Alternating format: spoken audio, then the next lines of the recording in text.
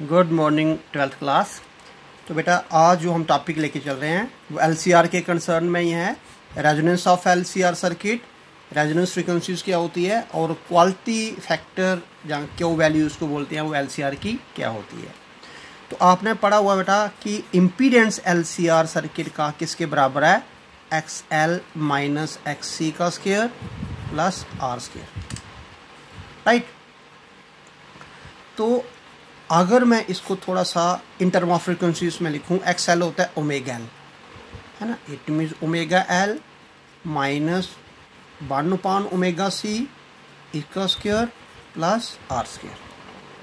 मैं पहला केस ले लेता हूं कि अगर हमारे पास लो फ्रीक्वेंसीज हो, है ना, लो फ्रीक्वेंसीज हो तब क्या होगा, तब ओमेगा L, ओमेगा होता है 2πf, है ना L। जब f स्मॉल है तो तब ये वैल्यू जो है स्मॉल हो जाएगी। लेकिन 1/ओमेगा C, 1/ओमेगा C मीन्स 2πfc, जब f छोटा है तो ये वैल्यू हमारे पास 1/ओमेगा C की वैल्यू हमारे पास लार्ज हो जाएगी, राइट। लेकिन अगर मैं हाई फ्रीक्वेंसीज की बात करता हूं तो हाई फ्रीक्वेंसीज में XL जो है वो लार्ज हो जाएगा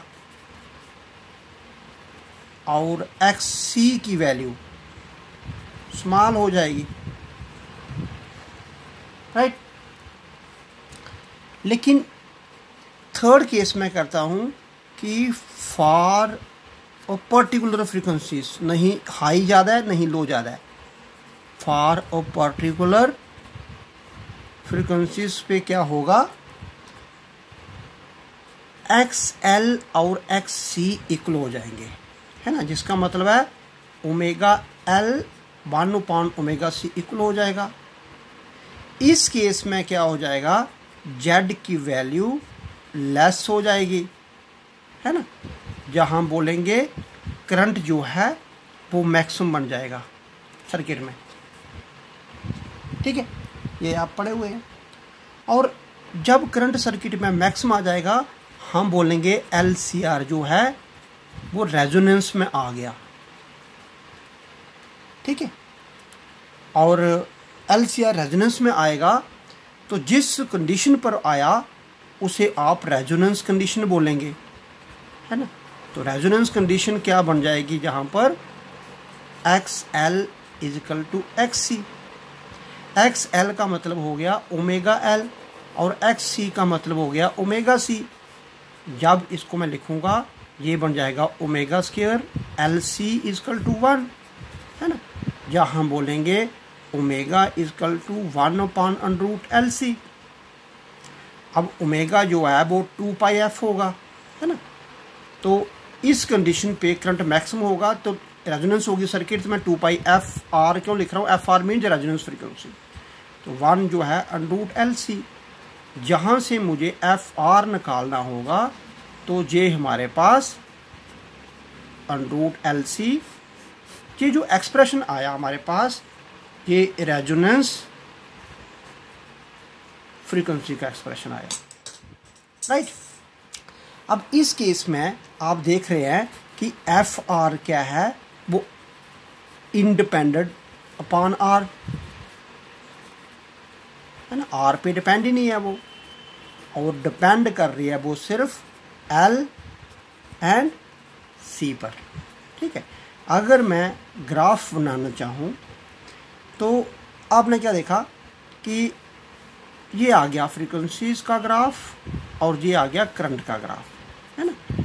तो अब किसी पर्टिकुलर फ्रीक्वेंसीज पे क्या होगा, करंट की वैल्यू जैसे ये है तो इस फ्रीक्वेंसीज पे करंट की वैल्यू मैक्सिमम, और इस केस में मान के चलो कि रेजिस्टेंस की वैल्यू आपने कम ली हुई है। फिर उसके बाद अगर रेजिस्टेंस की वैल्यू थोड़ी सी बड़ी कर दी, मॉडरेट R कर दिया, तो उसी फ्रीक्वेंसीज पे करंट की वैल्यू से कम हो जाएगी।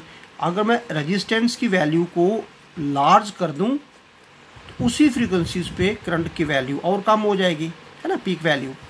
और इस पर्टिकुलर फ्रीक्वेंसीज को आप बोल रहे हैं FR, तो आपने क्या देखा, फॉर लो आर के लिए है ना, आई इज मैक्सिमम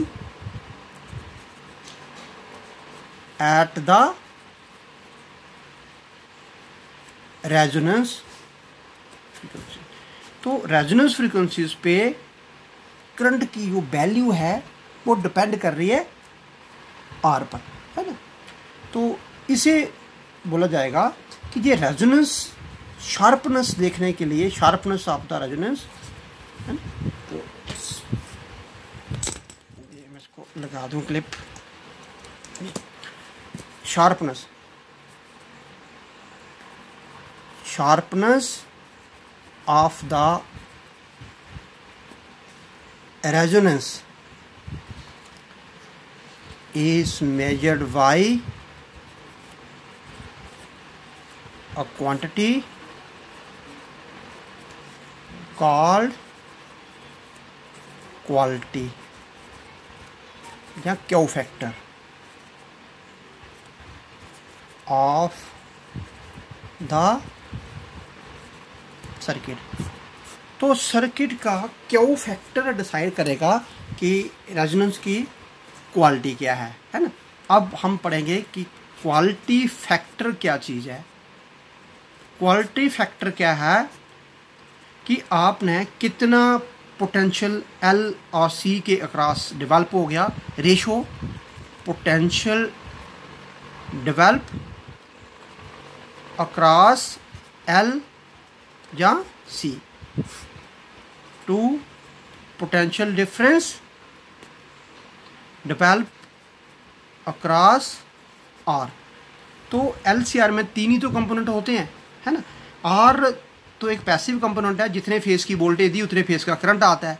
एल में वोल्टेज का फेस बढ़ जाता है, इट मीन वोल्टेज बढ़ जाती है, और सी में कम हो जाता है, इट मीन वोल्टेज कम हो जाती है। तो कितनी वोल्टेज एल के अक्रॉस डेवलप हुई डिवाइड बाई कितनी वोल्टेज अक्रॉस के आर के अक्रॉस डेवलप है, अगर उससे आप निकालेंगे, है ना, वो हमें रेजोनेंस का एक्सप्रेशन देगी। तो मान के चलें कि मुझे यही क्वालिटी फैक्टर निकालना है, तो मैं पहले एल का केस ले रहा हूँ। फॉर एल के केस में क्वालिटी फैक्टर क्या आएगा, कितनी पोटेंशियल डेवलप हुआ अक्रॉस एल। तो अक्रॉस एल के अक्रॉस कितना पोटेंशियल डेवलप हो गया डिवाइड बाई आर के अक्रॉस कितना होगा, है ना। वी एल क्या होता है, X L into I, B R होता है आर इंटू आई। आई और आई को ख़त्म करें, एक्स ओपान एल, एक्स एल क्या है, ओमेगा एल ओपान आर, है ना। अब ओमेगा क्या है, 2 पाई एफ, और रेजोनेंस की बात हो रही है ना, omega 2 pi F R into L upon R, ये आ गया, है ना। इट मीन्स क्वालिटी फैक्टर जो है सर्किट का वो बन जाएगा 2 pi L upon R into F R, ये वाला। अब एफ आर की वैल्यू पुट कर दें, 2 pi L into R, F R क्या है 1/2 पाई अंडरूट एल अपान सी, है ना, क्योंकि अभी निकाला आपने रेजोनेंस फ्रीक्वेंसी का एक्सप्रेशन, यही निकला एल अपान सी। तो ये मैंने जहाँ पे पुट किया, 2 पाई और 2 पाई कैंसिल हो गए। तो ये क्वालिटी फैक्टर क्या बन गया, ये ऊपर आ गया हमारे पास एल, नीचे आ गया आर, और साथ में आ गया एल सी। ठीक है, तो मैंने क्या किया, इसी चीज़ को अब किसके क्यू की वैल्यू एल के क्रॉस हो रही है, तो मैंने अंडरूट एल से मल्टीप्लाई अंडरूट एल से डिवाइड किया। क्यों किया मैंने ऐसे, क्योंकि देखो अंडरूट एल एक इधर भी है एक इधर भी है, under root L into L, L और ये कैंसिल हो जाएगा, सिर्फ ये बचेगा। ऊपर बच गया हमारे पास अंडरूट में एल, नीचे बच गया आर और साथ में, इट मीन्स ये बन जाएगा एल पे भी अंडरूट है, सी पे भी अंडरूट है, एल अपान सी। तो ये क्वालिटी फैक्टर जो है उसका एक्सप्रेशन बन गया Q equal to 1/r L upon C, है ना। फॉर ऐसे ही अगर हम कैपेसिटर के अक्रॉस निकालते हैं तो वो बन जाएगा, पहले तो ये लिख लीजिए आप, B C across B R. B C क्या होता है, that is X C I upon R I, X C upon R, और इसको अगर आप सिमिलरली ट्रीटमेंट वापस देते हैं इसी तरीके से तो यही वैल्यू बन जाएगी हमारे पास, है ना। तो ये आप देख रहे हैं, इससे क्लियर हो रहा है। देखिए quality factor inversely proportional to R, देख रहे हैं आप, इट मीन्स स्मॉल आर पे क्यू की वैल्यू लार्ज होगी, है ना। क्यू की वैल्यू लार्ज का मतलब हो गया शार्पनेस लार्ज होगी, है ना। तो एट रेजोनेंस पे जो भी शार्पनेस आएगी कर्व की, है ना, जो आपने लास्ट अभी पेज पे जो किया था स्टार्टिंग में देखा था, तो आपने देखा था जितना आर हमारे पास छोटा होगा उतनी ही पर्टिकुलर फ्रीक्वेंसीज पे करंट की वैल्यू ज़्यादा आएगी, है ना। और आर अगर बढ़ता गया तो उसी फ्रीक्वेंसीज पे करंट की वैल्यू कम हो जाएगी, और बढ़ा उसी फ्रीक्वेंसीज पे करंट की वैल्यू कम हो जाएगी। तो ये LCR का जो रेजोनेंस में आपने करा, ये मेन फंक्शन इसका क्या है, तो इसका ये जितने भी हमारे पास एक्सेप्टर सर्किट होते हैं for tuning the desire frequencies of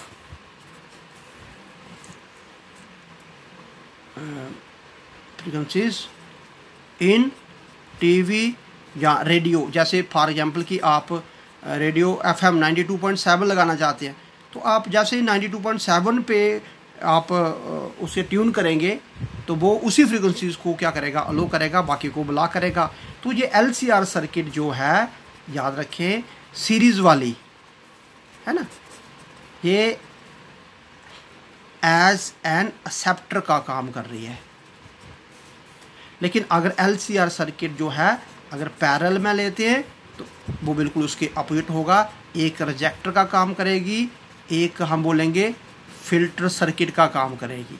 जहाँ पे हमें किसी पर्टिकुलर फ्रीक्वेंसीज को लेना हो, एक्सेप्ट करना हो, तो LCR सीरीज़ वाला यूज़ किया जाता है, और जहाँ किसी पर्टिकुलर फ्रीक्वेंसीज को रिजेक्ट करना हो, एलिमिनेट करना हो, फिल्टर करना हो, वहाँ LCR जो है एज ए पैरेलल सर्किट में यूज़ किया जाता है। Thank you very much.